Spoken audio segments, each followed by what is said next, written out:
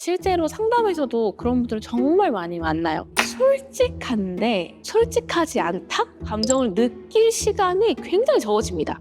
감정을 짧게 치고 들어가는 거죠. 그런데 노출되는 시간은 훨씬 더 많아지고 길어지죠.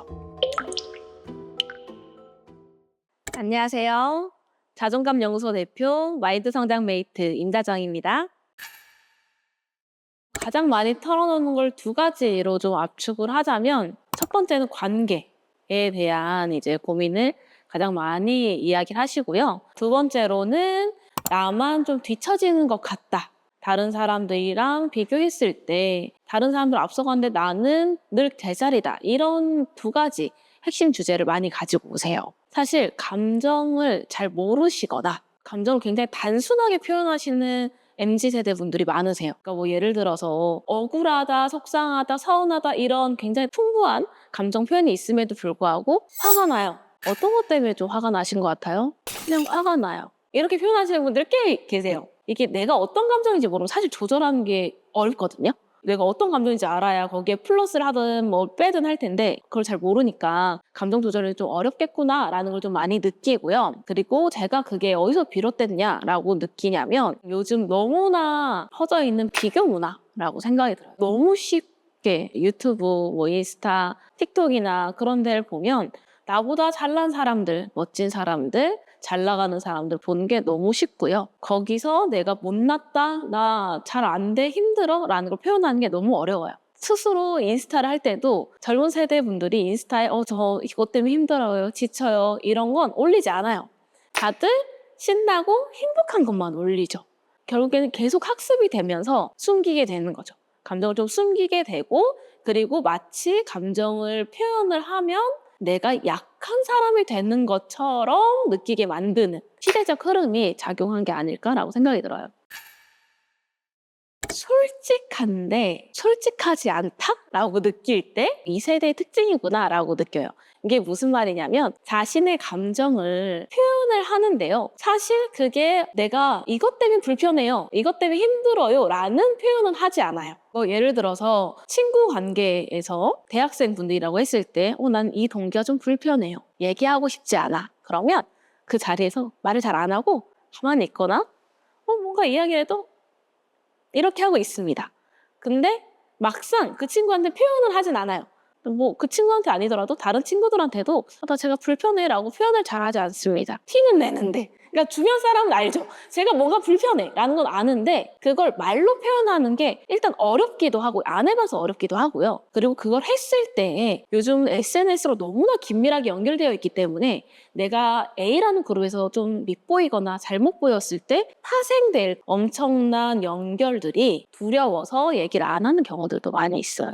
원인이 뭘까라고 생각을 했을 때는 좋은 것만 좀 표현을 하고 싫은 건 표현하지 않고 숨기고 이런 게 너무 자연스러운데, 내가 힘들 때 힘들다고 말은 하진 않지만 감정을 솔직하게 표현하는 게 좋은 거야 라는 얘기를 계속 듣고 자라왔어요. SNS나 유튜브나 이런 데서 보면 감정 솔직하게 표현해야 됩니다 이런 걸 많이 봐요. 근데 문제는 그걸 어떻게 표현해야 되는지를 모르는 거죠.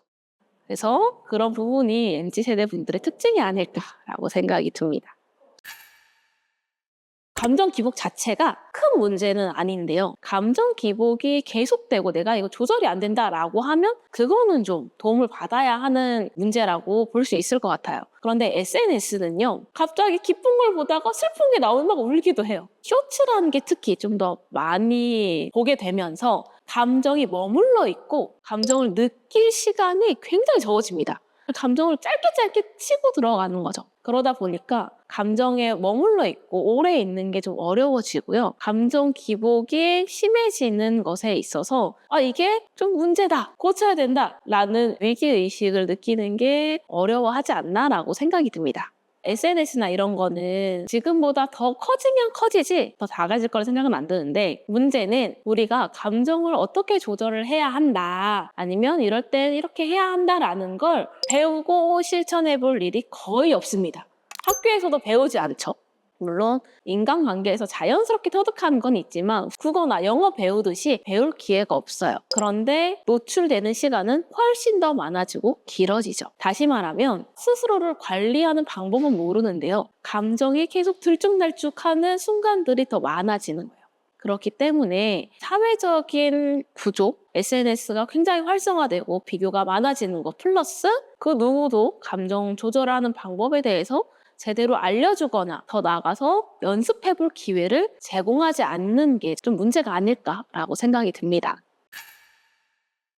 실제로 상담에서도 그런 분들 정말 많이 만나요. 뭔가 잘 안 됐을 때 내가 잘 몰라서 그래, 내가 못나서 그런 거야 이렇게 직접적으로 표현하시는 분들도 계시고요. 내가 너무 예민해서 그런가 봐요 라고 하시는 분들이 정말 많은데요. 정말 스스로 예민하다고 생각을 하시느냐 라는 질문을 드립니다. 예민하다는 표현이나 스스로 좀 비판하는 게 어떻게 보면 그 순간을 좀 쉽게 넘어가는 방법이기도 해요. 사실 모든 걸 다 내 탓으로 하면요, 그 다음에 그 사람한테 내가 뭘 얘기를 안 해도 되고요. 그냥 나 혼자 괴롭고 끝나면 되거든요.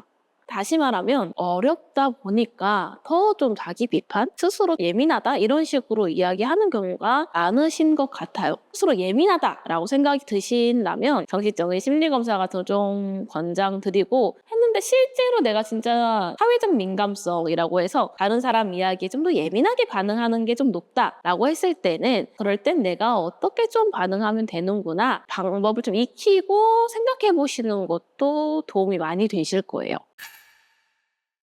쉬는 날 어떻게 보내세요? 본인에게 휴식을 주시나요? 라고 질문을 드리면 많은 분들이 뭐라고 하시냐면 누워서 유튜브 봐요 라고 하십니다. 근데 그건 쉬는 게 아니에요. 정말 틈을 주지 않는 거죠. 누워서 그냥 잡생각하고 그러면 그건 또 휴식인가요?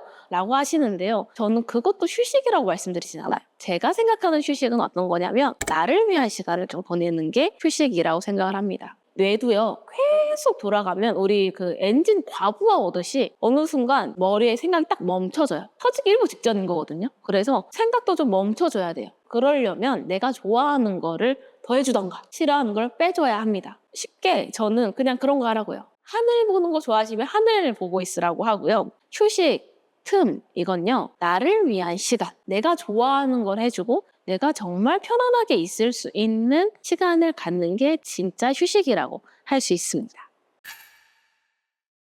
네, 그럴 때는요, 내가 좋아하는 음식, 좋아하는 색깔, 아니면 좋아하는 장소, 이렇게 정말 쉬운 것부터 찾아가셔야 돼요. 제가 실제로 질문 드리면 많은 분들이 한 90% 넘는 분들이 제가 뭘 좋아하는지 모르겠어요 라고 대답을 하세요. 근데 이게 내가 뭘 좋아하는지 생각해 볼 시간이 없어요. 사실 우리 공부하느라 바빴고요. 취업 준비하느라 바빴고, 취업하면 또 일하느라 바쁘고, 가족 챙기고, 회사에서 또 치이고 그러느라 바빠서 내가 뭘 좋아하고 원하고 바라는지를 생각하는 게 정말 어렵습니다. 그래서 내가 일부러라도 좀 시간을 내서 좋아하는 거 좀 찾아보시면 좋은데, 지금 작성하실 수 있으시면 1번 내가 좋아하는 색깔, 2번 내가 좋아하는 음식, 3번 내가 좋아하는 장소, 이렇게 작성을 해서 한번 답을 적어보세요. 제가 이렇게 하라고 하면 어떤 분들은 하나도 못 적겠어요, 아니면 너무 많이 적혀요 라고 하시는 분들 계시는데요. 너무 많이 적히는 분들은 한 5개?